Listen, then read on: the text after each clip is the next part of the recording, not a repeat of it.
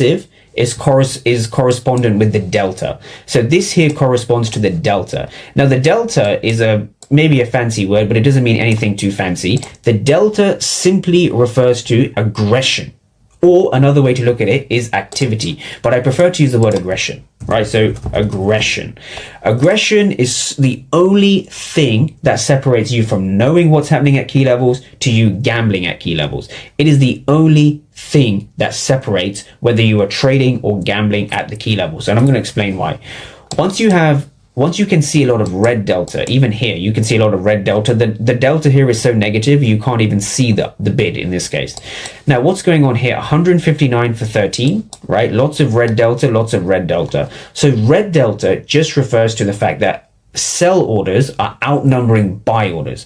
So from a literal perspective, what's going on is the sellers are showing large aggression or activity, right? Aggression or activity. These are the two ways you can interpret what the footprint chart is saying. So in other words, if you have red delta, sellers are putting in more effort, more aggression, right? More effort, more aggression. They're trying to drive price down. When you see that, when you see negative delta, it simply means that sellers are being aggressive, more aggressive. Now, when you see positive delta up here, it's the flip side. The ask is greater than the bid, which means the delta is positive, which means that buyers are being more aggressive. That's the only thing footprint charts are showing you. There's nothing else footprint charts are showing you. So when we look at when we go back to our drawing over here, you want to understand step 2, which is the absorption, step 3. So this was step 2. It's understanding the basic theory. So we've identified a key level. That was step 1. Tick. Step 2 is all of this, right? This is step 2. It's understanding the basic theory of the bid and the ask. Now, the last thing you're looking for is if you were to break this down, you would want to see price coming into the zone.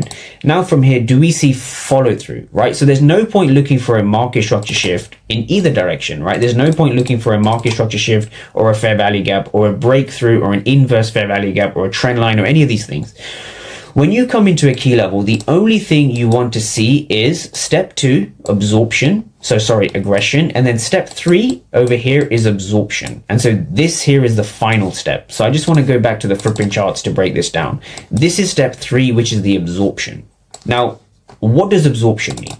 So when you see lots of aggressive sellers, so in this case, we saw a lot of aggressive sellers. The question is, who was rewarded?